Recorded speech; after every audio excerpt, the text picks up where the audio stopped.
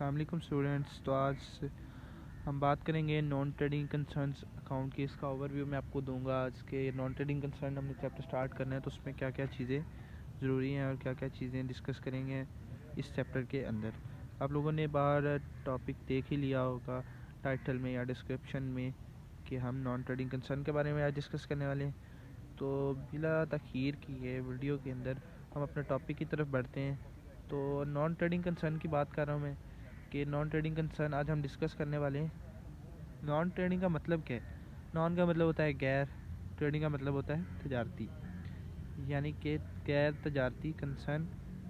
Concern का मतलब होता है कोई काम या कोई एक्टिविटी जिसे कह लें आप, इसका सिनोनिम होगा एक्टिविटी, कोई गैर तजारती काम। फिर इन अदारों का मतलब इन अदारों का मकसद क्या होता है या इस गैर तजारती काम का मकसद क्या होता है। तो नॉन ट्रेडिंग कंसर्न जो है या इंस्टीट्यूट्स जो है वो ऐसे इदारे हैं जिसका बुनियादी मकसद नफ़ा कमाना ना हो, यानी कि जिनका बुनियादी मकसद तजारत ना हो, सिर्फ लोगों की फलाह व बहबूद हो। फलाह व बहबूद हो मीन्स लोगों की भलाई हो। ठीक है, नॉन ट्रेडिंग का मतलब ये है कि तजारत नहीं कर रहे भाई, तजारत नहीं कर रहे तो और क्या कर रहे हैं, यही है ना। मतलब तजारत नहीं कर रहे, लोगों की भलाई के लिए काम कर रहे हैं। इसकी एग्जांपल्स जो है मतलब ईदी सेंटर कर लें। ईदी सेंटर तो सब जानते होंगे, ईदी centre, Sundas foundation,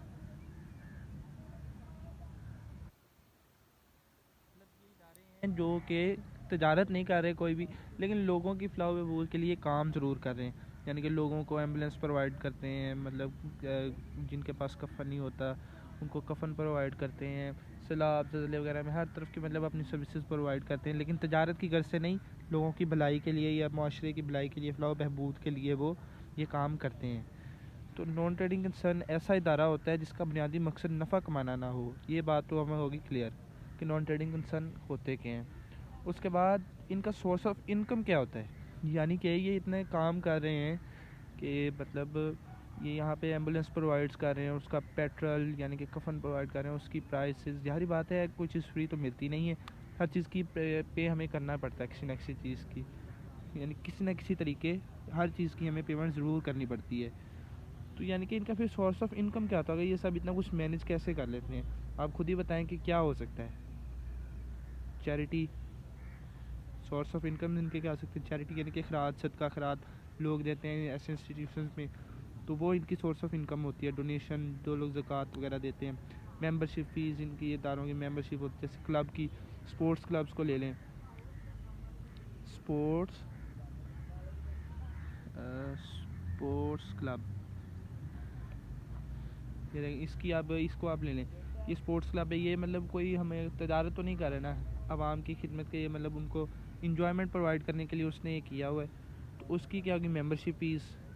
membership fees जो है उसके ज़रिए वो अपनी लाइट वगैरह के एक्सपेंसेस वो सारी चीज़ें कवर करता है, सारी बात है, उसकी पे वगैरह होती है अंदर।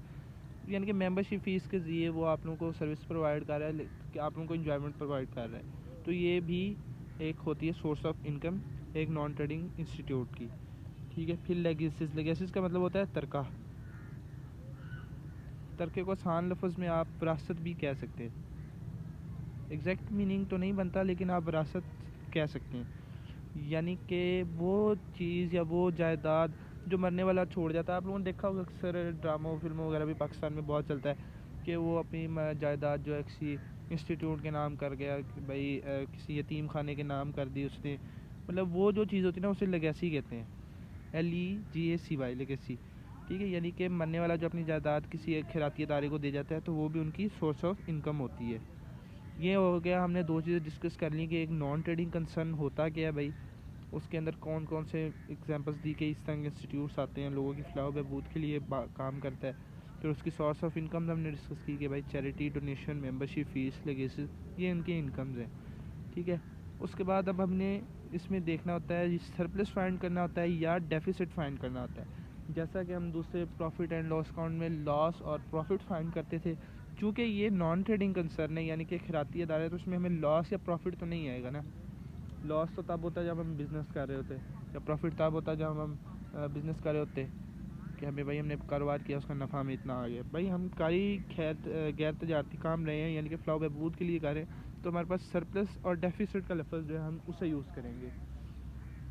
सरप्लस में क्या होगा, जो अब हमारे पास जैसे प्रॉफिट आता है यानी कि हमारी एक्सपेंसेस जो हैं वो कम है, एक्सपेंस कम है, इनकम ज़्यादा है, क्या होगा भाई हमारे पास सरप्लस, यानी कि हमारे पास इनकम काफ़ी है भाई, खर्चे हमारे काम है, सरप्लस हमारे पास आ जाएगा।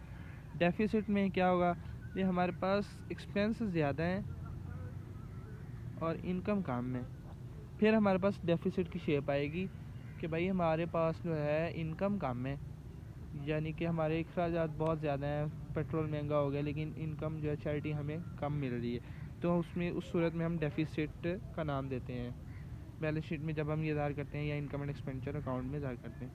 फिर इसके अंदर हमने फाइंड क्या क्या करना होता है, मतलब किस तरह क्वेश्चन को सॉल्व करना होता है। सबसे पहले हमें रिसिप्ट्स एंड पेमेंट्स गिवन होती हैं, ये अकाउंट हमें गिवन होते हैं, receipts and payment account, receipts and payment account in given होते हैं, उसमें से हमने income and expenditure account find करना होता है, ठीक है।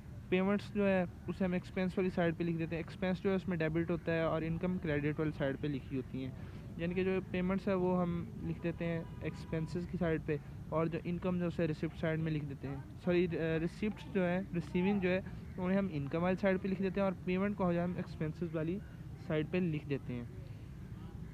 उसके साथ हमें income and expenditure account find होता है जिसमें हम सरप्लस या डेफिसिट का फैसला करते हैं कि हमें क्या मिला, फैसला क्या करते हैं मतलब फाइंड करते हैं।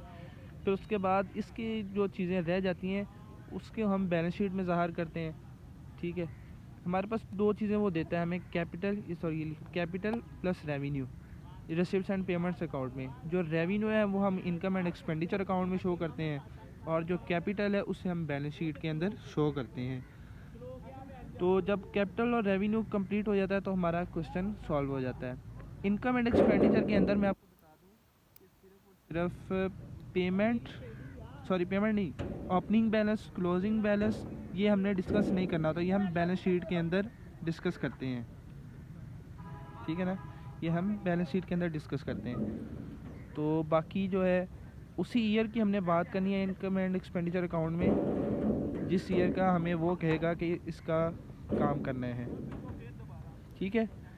तो इनकम एंड एक्सपेंडिचर में वो चीज़ें नोट कर, बाकी जो चीज़ें बच जाएंगी वो हम बैलेंस शीट के अंदर कर लेंगे। एसेट्स भी हमने इनकम एंड एक्सपेंडिचर अकाउंट के अंदर नहीं लिखनी और ना ही लायबिलिटी।